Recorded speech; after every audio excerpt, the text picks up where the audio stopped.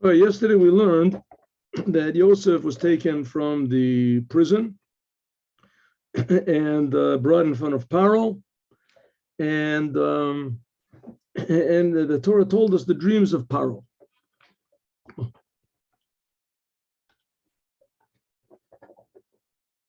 Now Yosef is standing in front of Paro. He doesn't really understand what's going on. He doesn't understand exactly why he's being taken from this pit and suddenly standing in front of the king of the world.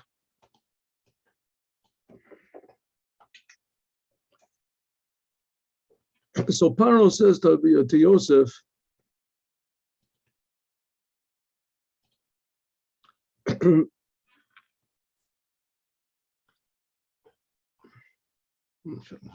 sorry, went too far.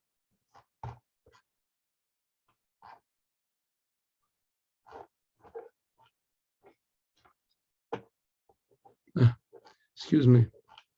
There we go. All right, Paro says to Yosef, Shalom Avracha, Shalom. Paro says to Yosef, Chalom chalamti, I dreamed the dream. Ufoter ein oto, and there's no one to interpret it. V'ani shamati alech, and I heard about you, Lemor saying, Tishma chalom liftor oto, that you can listen to dreams in order to explain them. Rashi says, what does it mean you can listen to dreams to explain them? You just say that you know how to interpret dreams. What does it mean you can listen to dreams to explain it? Rashi says, Hazin, you can listen and understand the dream. Okay, the word Shema means to understand. Havana means understand, Hazana. Like we say, V'shomea Yosef. We say every day, twice a day at least, Shema Yisrael means hear, Jews. It doesn't mean hear, it means think deeply.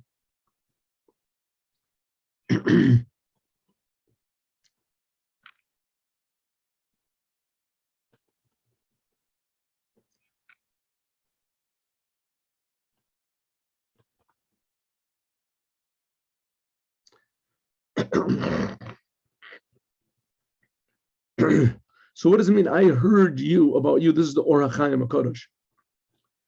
What do you mean that you, ata omer tishma chalom, that you can say that you can listen to dreams and understand them, like shekin haya achrei emet, and so it will be. She'amar l'sara mashkin, that's what you remember. That's what you did to the wine minister and to the bread minister. Sipron Ali, tell me, right? So do the same thing to me, like you did to them. You listened to their dreams and then you told them. So probably it means that the wine minister told the things as they were to Paro. Or Paro understood that the ministers, Shalo Yagidu Sarah Chalomos Lanar Ivri, they wouldn't tell their dreams to a Jewish young man, Eved that was a slave, unless he must have told them, right? Omer, he said, Yosef said to them, Omer, he said to them, tell me your dreams. So now Yosef is obligated to interpret the dream l'tzadik davorav in order to, right? Paro says, I know you know the dreams, and now Yosef has an obligation to justify, to verify the words of Paro. Paro said, you know how to tell dreams. So Yosef couldn't say, no, I don't know how to tell dreams.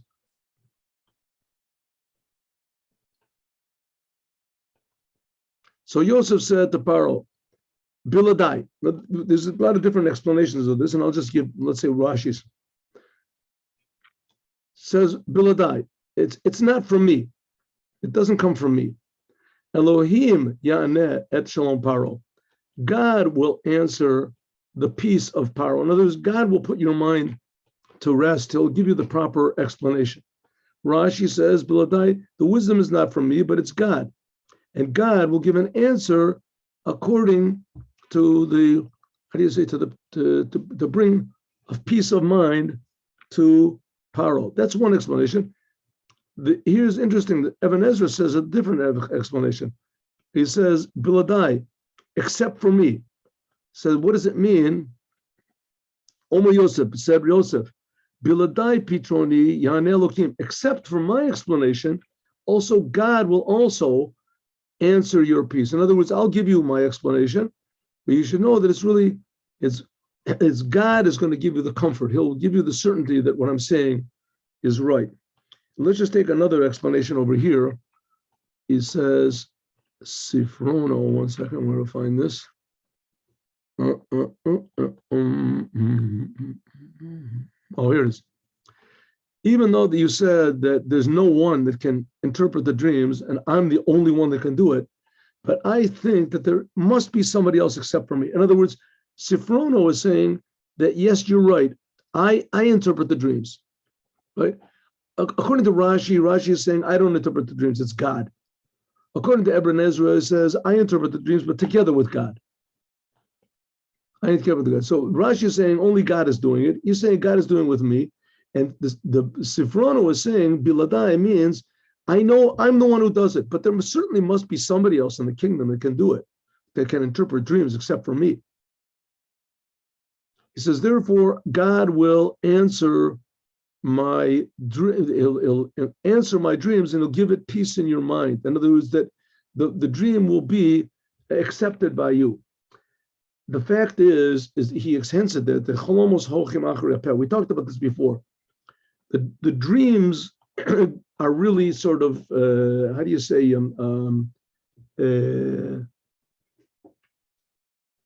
just like clay, unformed matter. And you, the one who interprets the dream, the way he interprets it, that's the way it comes out. So if Yosef gives a good interpretation, then it'll come out good. If it's the bad interpretation, it'll be bad. But the problem over here is that Paro knows that he's getting a dream. We talked about this yesterday, that his dream is not an ordinary person's dream. The Lubavitcher Rebbe spoke about this also. He said he knew that if he's getting a dream and he feels it's important, it's not like if somebody else or a big minister gets a dream. This must be a very monumental dream. And it's some sort of a tremendous importance. And also it's implying that he should do something. And that was one of the reasons why Paro did not accept the interpretations of all of his wise men and his soothsayers and his magicians and anything like that, because they weren't telling him to do anything. The dream didn't have any real implications for the whole kingdom. So Paro says like this. Now he's going to repeat the whole dream, and we know the dream already, so we'll just go over this quickly. Paro said to Yosef, in my dream, I'm standing on the river, and from the river comes 7 parot, 7 cows, briot basar, very healthy and good looking, and they are they're drinking from some sort of a river or from a marsh or something. And behold, 7 other cows come after them, and they're skinny and they look terrible. And they're rakot basar, and the flesh is like very, very empty. And I never saw anything like this in the whole history of Egypt. I never saw anything like this before. And the bad cows ate up the good cows. And the bad cows ate up the good cows, and the good cows, instead of making the bad cows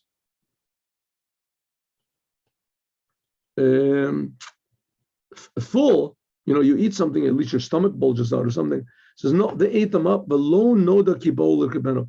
It was not noticeable at all that the big, healthy, fat cows went into the skinny cows at all. They looked just like they were as bad as in the beginning, and I woke up. I was afraid. Then I went back to another sleep. Then, and I saw in a second dream, and behold, there were 7 stalks that came up, 7 the tufts of wheat, and they came up on one stalk, and they were beautiful, filled and good. Then there were 7 skinny ones that were like wind blown and from the east wind, and they grew up after them. and the bad ones ate up the good ones, and I ate up the good ones, and I told to all of my wise men and my soothsayers and everybody, and no one could say me. Tell me what it was. Sforno says that he saw that all of them thought that these were two separate dreams. So the wise men gave two separate interpretations, but Paro somehow or other knew that it was really just one dream. And that's why he said, he said, and I saw in my dream. Here. So, Hine, no, sorry. Those say, Bachalomi, in my dream. He doesn't say in my dreams. In my dream. It was just one dream. He knew that it was divided somehow or other into two, even though he woke up in between them.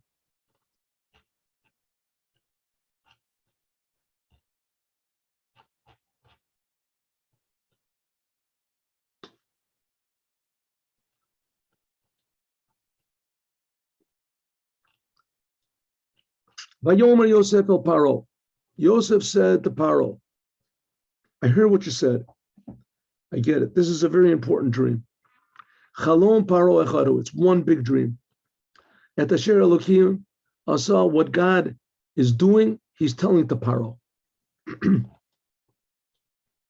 Says the Or HaChaim. It's explained, like the rabbis say, that there are three things. There's Gemara in the Talmud.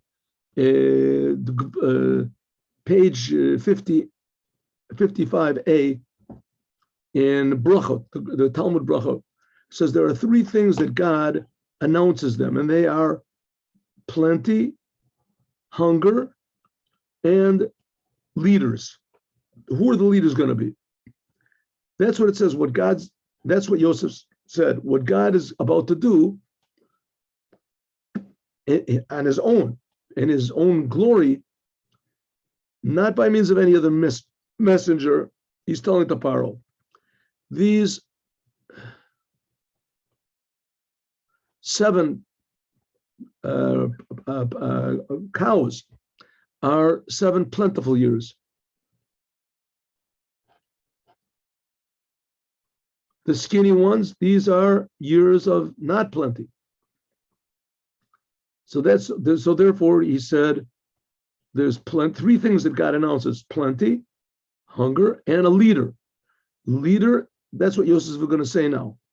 Said, find someone who can deal with this, who can organize everything, even though Yosef doesn't say who it is. Doesn't say, he's just telling him what the dream is.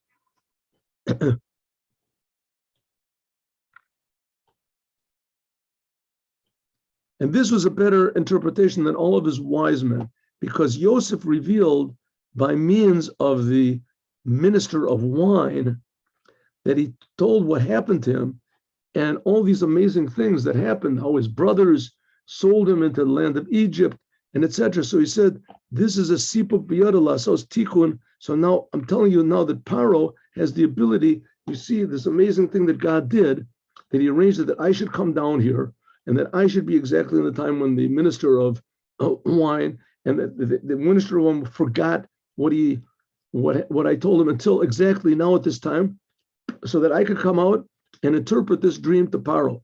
So I'm telling you about the years of plenty, the years of hunger, and finally I'm telling you, Paro, you should appoint a man, appoint somebody too. That's what the Sforno says, that there's one dream. Therefore, all of the other interpreters made a mistake because they said it was 2 different dreams.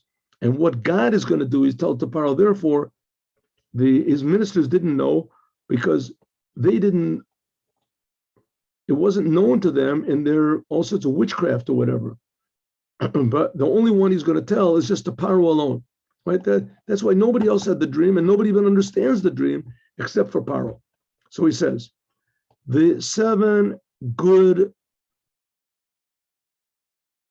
cows are 7 years, and the 7 good stalks are 7 years, and it's one dream.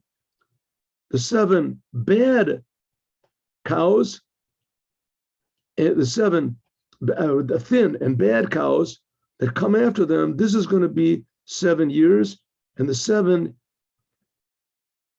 bad stalks are also 7 years of hunger. Oh.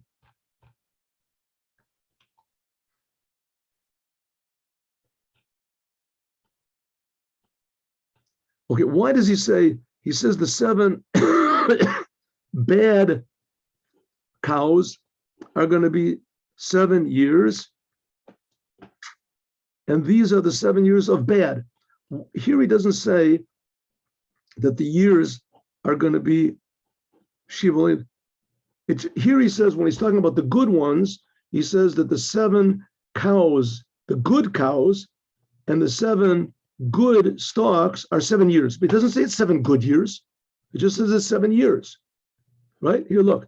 The 7 good cows are 7 years, and the 7 good stalks, the wheat, they are 7 years. It's one dream. He doesn't say it's 7 good years, just it's 7 years. When it comes to the bad ones, he says that there are 7 years that are bad. The 7 bad cows, and they came after, these are 7 years, and the 7 stalks are also 7. These are the years of hunger. Right? Here he doesn't, when he mentions here, he doesn't talk about the years of plenty. Why all of a sudden he talks about, he interprets the bad years first. So the Ramban says, because the land of Egypt, it's nothing new to say that there's going to be good years. So therefore, Yosef, Pitron Ra, first of all, he told the bad news, that there's going to be 7 bad years. And the 7 years that are before him, he just said it's 7 years, right? The 7 fat cows and the 7 good stalks of wheat, the bunches of wheat. It's 7 years. He doesn't say it's 7 good years. When it gets to the thin ones, he says those are 7 bad years. He says, why? Because in Egypt, there wasn't anything new that there would be good years. But the bad years, that's a novelty. Because God in his great mercy showed to Pharaoh the hunger that was going to be. It says the land of Egypt, it says, was a blessed land from God. It says, who Gagan Hashem. It said before. It said the land of Egypt is like the garden of God. It says that the Hebron is the worst part of Israel, and that another place, Tzoan, what is Tzoan Mitzrayim, is the best place of Egypt. And Egypt, like the God, is like the land, the garden of God. It's the best place in Egypt, and the worst place in Israel is Hebron, and that's better than the best place in Egypt. Okay, but nevertheless, it's a good place. And so that's the whole novelty that he began talking about the bad years to get his attention. Because the big novelty was not that there's going to be good years. The novelty that Yosef was telling him was that there's going to be bad years, and it's going to eat up all the plenty, and that you should save up the plenty. Usually they never save anything up. Why should they save it up? It's always good over there in Egypt. Here's the Kli Ykar. Let's take the end. He mentioned Va'ata, here it says.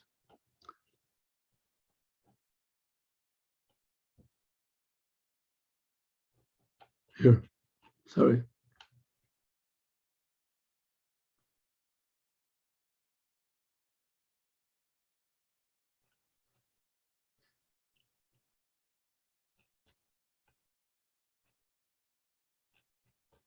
Here, Va'ata Yorei Paro, and now Pharaoh should see a proper person, and he should stand up on the land of Egypt. So the Kli Ykar says, why does he say now? Do it. Ve'ata, because God wants Pharaoh to act quickly. Therefore, he said now. In other words, immediately, Pharaoh should go and find a person that's able to manage all this, store up the food. You have to know how to store it up. You're going to have to store it up for 7 years. It's going to have to last 7 years. Even though the famine did not last 7 years, it only lasted for 2 years when Yaakov came. And we saw that there was an explanation that said that it lasted for 2 years, and then there was an interruption. And then when Yaakov died in Egypt, that the famine resumed. That's what he says. Okay.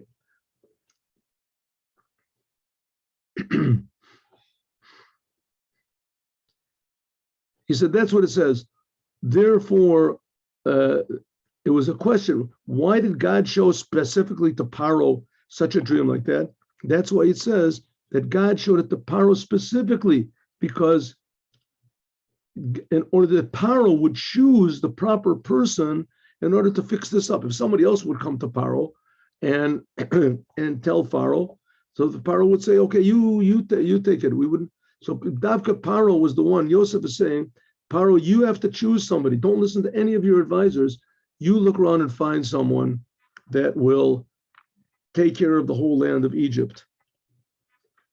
Okay, this is the thing that I spoke to Paro, that whatever God does, he has said to Paro. In other words, Paro, you are God's man. So behold, 7 years are coming.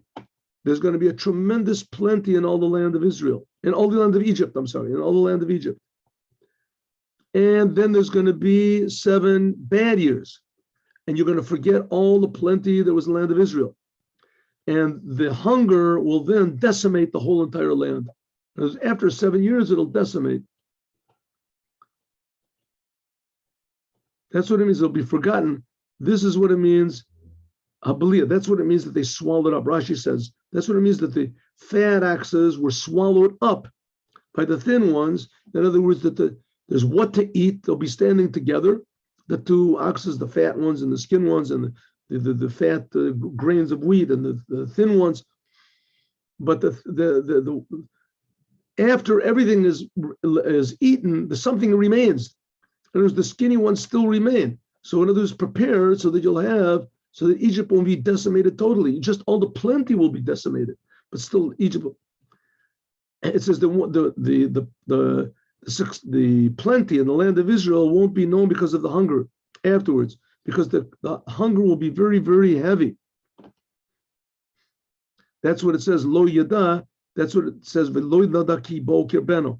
That's what it means that the oxes, the cows, after the thin cows, after they ate the fat cows, as the thin cows, you couldn't notice at all that they had eaten anything. They were just the same thing. That's what it means, that all of in the end, after the 7 years, that all the plenty will be consumed. Why is the dream repeated twice? Because the thing is very important, and it comes from God, and God is going to do it quickly. In other words, start saving up grain quickly. Nachon, muzuman. In other words, do it immediately.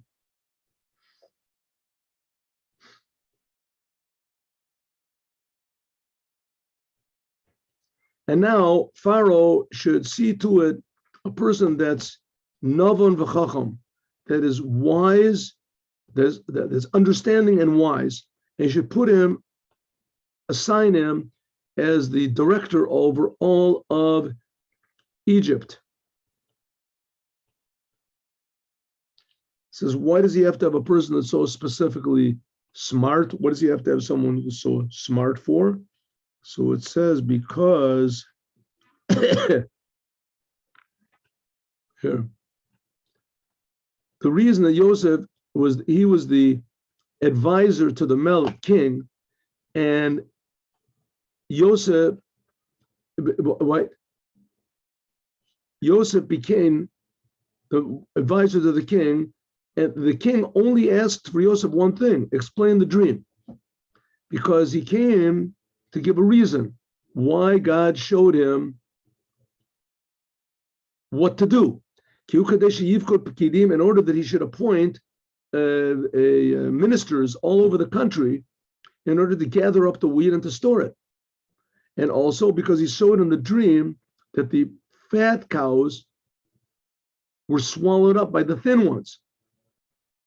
This says that the years of hunger will have to be provided for from the other years. Therefore, he says, Paro should see to it, right? That Paro should see to it. In other words, Paro, all you called me out for was just to ask me to interpret the dream. That's what I'm doing. Don't say to Paro, I can take it over. Don't worry. You decide. You have to. So the Paro says, no, so he said, you have to find a person that's chacham v'navan. What does it mean, chacham v'navan? why do you have to have this person that's so smart? I mean, all you have to do is just gather up the wheat. The people in Egypt, they'll do whatever Paro says. So why do you have to have such a smart person? Because you have to know the way to store this produce so that it shouldn't rot. And this, it takes a person that has tremendous understanding. It has to be ventilated and etc. That's why it says a chacham, that he will know all of the wisdom.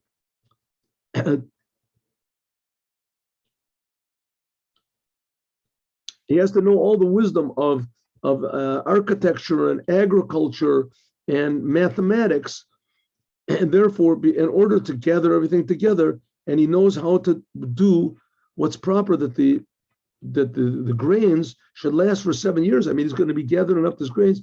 It's a tremendous amount of grain. It wasn't enough just 1 year to provide for the hunger. The hunger is going to be so great that it's going to eat up 7 years, right? So you have to have 7 years of grain in order to provide for each and every year of the hunger. So that's what Yosef says. Paro, appoint people on the land. The chimesh at the oretz Mitzrayim. And here he says chimesh means do it quickly. Zerez, hurry up the people. Hurry up the people in the 7 years of plenty. People shouldn't become lackadaisical and say, oh, we've got a lot of plenty. That's going to be 7 years of famine. Who says? It says, Paro, you should say it. Right? Get everybody. That's one interpretation. Another interpretation is that Das Zakenim, that when you mean chimesh, doesn't mean to go quick. He says Paro has to take 1/5 for himself. Like it says in another place. In other words, you have to make sure how much ever they take is that 1/5 goes to you and you retain 1/5 by yourself. They should gather up on all these years, the good years, and they should store up food, bar, tachat yad paro, and it should all be under the control of Paro. Ochel barim v'shamo, all the food of all the cities, and it should be guarded. Guarded. In other words, Paro, you have to be sure that all this belongs to you. We're going to see what's going to happen soon. There's not going to be any food in the whole world, and Paro is going to own the whole world because he's going to give food to everybody. The food should be stored up from the land and from in order for the 7 years of hunger that are going to be in the land of Israel. V'lo tichreza oretz barav, so the land won't be destroyed with hunger. Listen, it wasn't just that land. We'll see. It was not just the land of Egypt. It was the whole world. There was hunger in the whole world. He was the only one that had.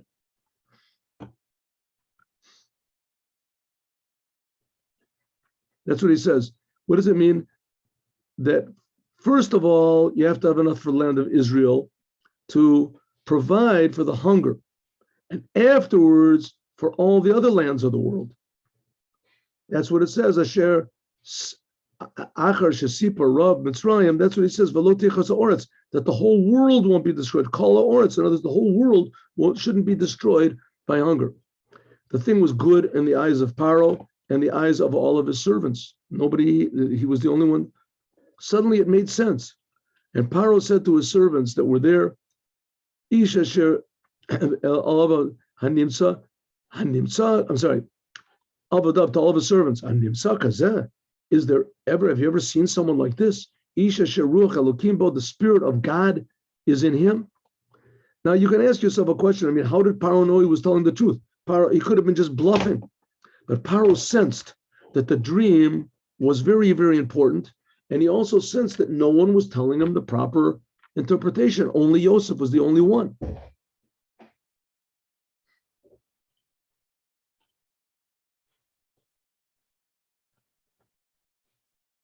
So therefore, that's what Paro said to Yosef. After he told God, you all this, there's no one more wise than you are. You will be over my household, and according to you will be provided all my people. The only thing that will be greater is the throne. The throne will be the only thing, right? What does it mean, the throne? Rashi says they'll be calling me king. They won't call you king. You'll be called, right? They won't call you. I'll be called the king. That's what it means. The king only the throne, the throne of rulership, that'll be in my hand. Paro said, look, I've put you on all of the land of Egypt. Paro took off his ring and he gave it to Yosef, and he put on him the garments of fine garments, and he put a necklace of gold on his neck. Rashi says that giving the ring of the king, it's a sign that who is given it to, he is going to be number 2 in greatness. Now, if you remember, these were the 3 things also that Tamar, remember the whole story of Tamar and Yehuda we learned last week? She said Yehuda thought that she was a prostitute, and he said, I'll give you what type of payment do you want? And she said, give me a goat. He said, I haven't got a goat with me, so I'll leave. So she said, okay, leave a surety with me, and then I'll give it back to you when you give me the goat. What do I want? She said she wanted a seal, the ring, and she wanted a staff, and she wanted a cloak. So here didn't get exactly the staff. Instead, he put a necklace around his neck, but it's still the sign of rulership. When in the case of Yehuda, that's going to be the rulership of the Mashiach. But here also, Yosef is also something like Mashiach. Of course, there's a big difference between Yosef and Mashiach, because Yosef, he's going to secure the people. He's going to secure the world and make the world safe and make everybody, calm, feel at home. And Mashiach is going to do exactly the opposite. Mashiach is going to activate everybody. Mashiach is going to make the world dynamic, that everybody's going to be moving and doing more and improving the world. But in one way, Yosef was similar to Mashiach, is that he got Paro and all of the people in Egypt to recognize that God is the boss of the whole world. So he put Yosef on Merkavas of Mishnah in the chariot number 2 that he had, and he called in front of him Avrech. And he was called Avrech. What's this Avrech? He said it means Abba Lamalchut.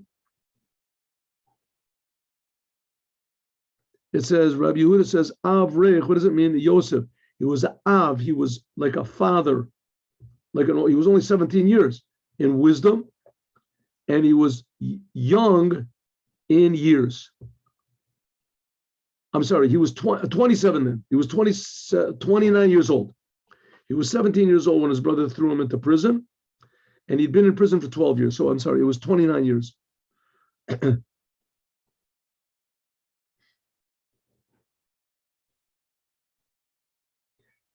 So it said that he was young, he was old in wisdom, but he was very young in years. They said to him, who said this? This was Rabbi Yehuda. His friend said to him, you're twisting the whole Torah. The word Avrech means going down on your knees, that everyone would go down on their knees in front of him. Like it says, V'nato. It was okay. Paro said to Yosef, I'm Paro, except for you, no one's going to lift up his hands or his feet in the whole land of Israel. And Paro called Yosef Tzafnat Paneach. Tzafnat Paneach, sometimes it means Tzafnat means what's concealed. Tzafon means hidden. Paneach means to explain mysteries. V'yitenlo et Asnat bat Potifara, and he gave him the daughter of Potifara, Kohenot. This is Potiphar. Why is all of a sudden it's called Potifara? It says this is Potiphar. Why all of a sudden it's called Potifara? Potiphar was the chief master of the food or whatever, Sarah Tabachim. All of a sudden he changed his name to a girl's name, Potifara, because Shenistaris Me'elav, that he became castrated automatically. Because she chamed Yosef, the Mishchav Zachar, because he wanted to have homosexual relations with Yosef. He wanted to have Potifara, This is the one whose wife was screaming out that Yosef raped me. In Egypt, everybody was obsessed with sex. It says that there's even a commandment in the Torah: don't do like the people of Egypt.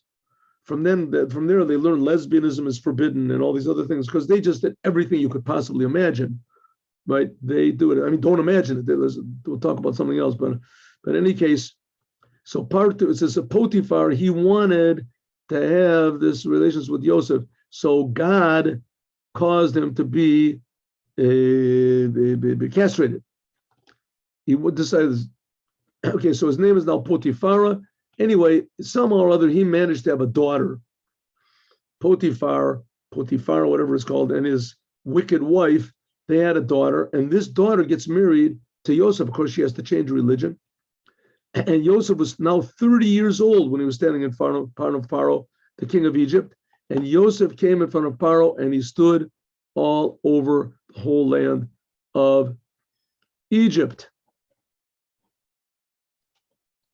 And then in the 7 years, okay, and this is where we're going to stop today. And tomorrow, God willing, we will continue. Have a good day with Mashiach now.